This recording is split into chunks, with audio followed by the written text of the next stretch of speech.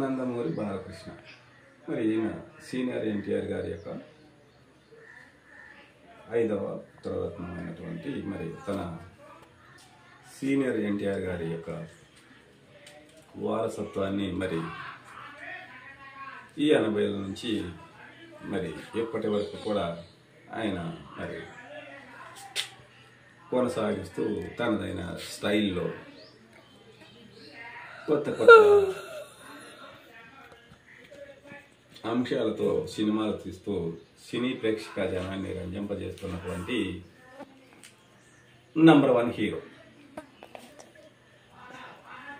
అయితే ఈయనకి ఈ సినిమాలు ఒకటే కాకోకుండా అటు ఇండో అమెరికన్ భాగస్వామ్యంతో నడుస్తున్నటువంటి క్యాన్సర్ హాస్పిటల్ వారి అమ్మగారి పేరు మీద హైదరాబాద్లో మరి కట్టించి నడుస్తున్నటువంటి క్యాన్సర్ హాస్పిటల్ ఆయన దానికి చైర్మన్.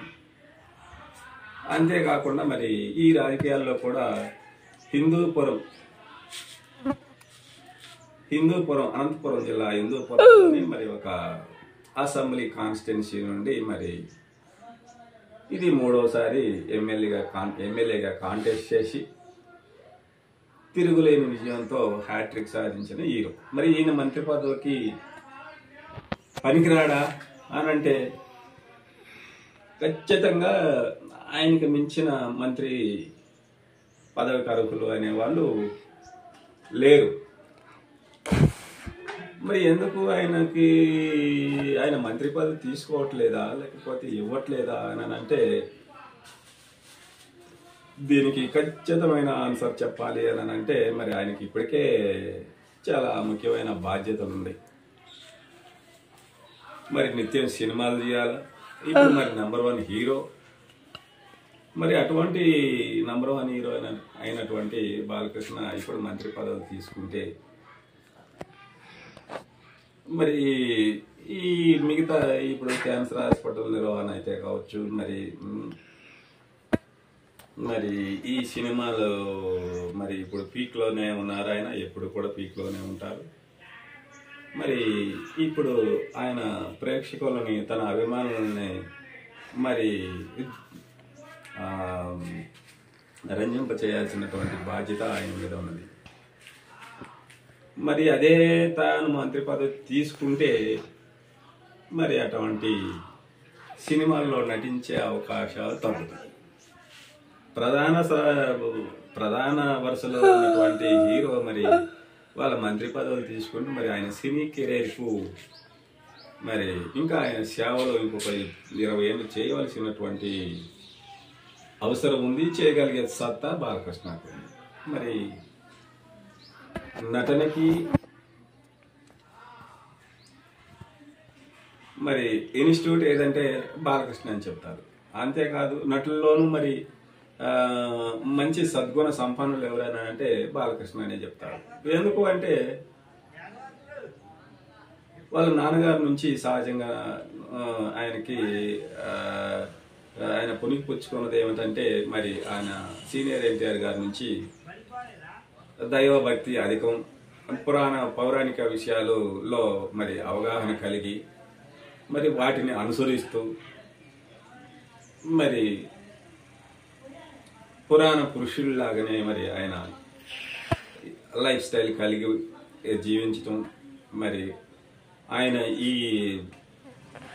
జ్యోతిష్యం మరి అవన్నీ నిజమే. మా నిష్ణాతులైన వారి దగ్గర నుంచి జ్యోతిష్యం మరి ఆయన తీసుకోవటం, ఆ విధంగా ముందుకు పోవటం.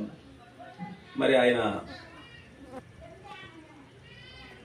మరి ఇప్పుడు కలియుగంలోనూ ఈ ధర్మాన్ని కాకోకుండా మరి పురాణాల్లోని పౌరాణిక పురుషులైనటువంటి వారి యొక్క అడుగుజాడల్లో నడవాలి, ఆ ధర్మాన్ని కొనసాగించాలని మరి అనుకొని ఆయన మరి ఆ పౌరాణిక పాత్రలో వేషాధారణ చేయటం, మరి వాటిలోనూ రంజింపజేయటం.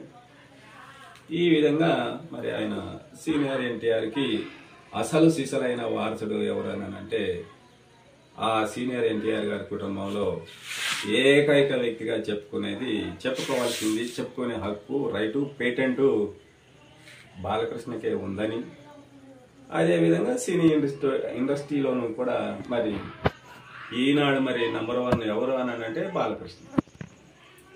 ఆ తీరుగా ఆయన మరి నిత్యం పరిశ్రమిస్తూ మరి నా సినిమాల కోసం ఎదురు చూస్తున్నటువంటి మరి ప్రేక్షకులను రంజింప చేయటమే నా లక్ష్యం అనే దాని మీద ఆయన అనేక మరి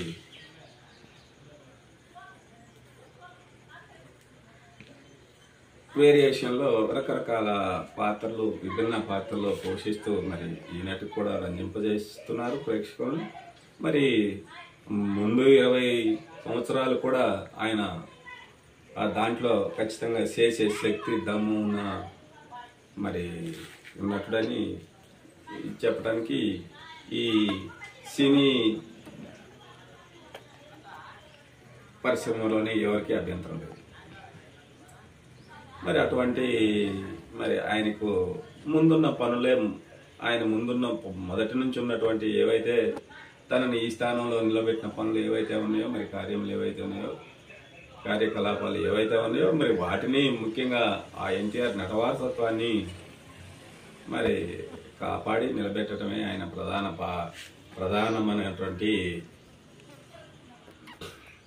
మరి విధి అని గుర్తించి మరి ఆయన అందుకోసం మరి మంత్రి పదవిలో తీసుకోవట్లేదు. ఇప్పుడున్న మంత్రులంతా మంచి వాళ్ళే.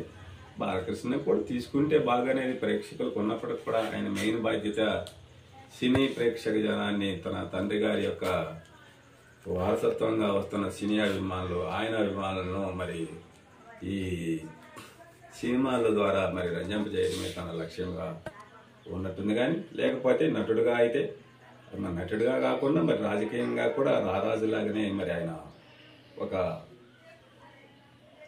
సుపరిపాలన అందించాలి అంటే ఇప్పుడు తెలుగు రాష్ట్రాలలో చెప్పాలి అని అంటే మరి సుపరిపాలన అంటే ఆయన ధ్యాస, ఆయన వ్యాస, ఆయన ఇతర విషయాలు ఏమైనా కూడా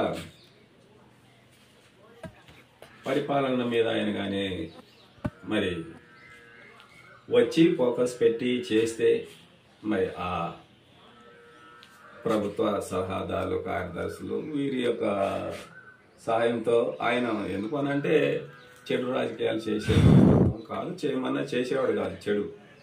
అటువంటి నాయకుడు మరి ఆయన మరి కొన్ని సలహాలు తీసుకొని ఆయన ప్రభుత్వంలో ప్రధాన పాత్ర కలిగి మరి ప్రభుత్వంలో ముఖ్యమంత్రి ఆ మంత్రి చేయాలి అని అంటే దాంట్లో 100కి 200% మళ్ళా దాంట్లో కూడా మరి చేయగలిగి రంజింపగలిగేటటువంటి నిజాయితీ కలిగినటువంటి నియమబద్ధమైనటువంటి మరి ప్రజారంజకమైనటువంటి పాలన అందించే నాయకుడు బాలకృష్ణ అని చెప్పడానికి ఎటువంటి డౌట్ లేదు. కాకపోతే అదే ఇప్పుడు ఆయన నటుడుగాను, అటు క్యాన్సర్ హాస్పిటల్ చైర్మన్ గాను, మరి ఇతర ఈ హిందూపూర్ ఎమ్మెల్యేగాను ఉంటూ మరి ఆయన ముఖ్యమంత్రి చేయటానికి సరే టైం కాదని మరి ఆయన అలా మరి కొంత ఆ విధంగా రాజకీయ అధికారం కోసం, అధికారం కోసం ఆయన తాపత్రయం లేదనేది స్పష్టం. ఆయన కావాలంటే అన్నిటికీ అర్హుడు. మళ్ళా పూర్వపు సీనియర్ ఎన్టీఆర్ని మరిపించే నాయకుడు, నటుడు, మరి సేవకుడు ఎవరైనా ఉన్నారంటే నందమూరి బాలకృష్ణ అని ఈ గంటాపదంగా ఈ తెలుగు రాష్ట్రాల్లో ఎవరైనా అభిమానులు, మరి ఓటర్లు, ప్రేక్షకులు మరి ఆయనకు ఆ విధంగా అటువంటి నమ్మకాలు ఆయనకు ఉన్నాయి. సరే భవిష్యత్తు ఏం చెప్తుందో బాలకృష్ణ వరకు సేవకుడే, మంచి సేవకుడే. మరి ఈ అంశాన్ని ఇంతటితో ముగిద్దాం. మళ్ళీ రేపు ఒక అంశం మీద మాట్లాడుతున్నాం.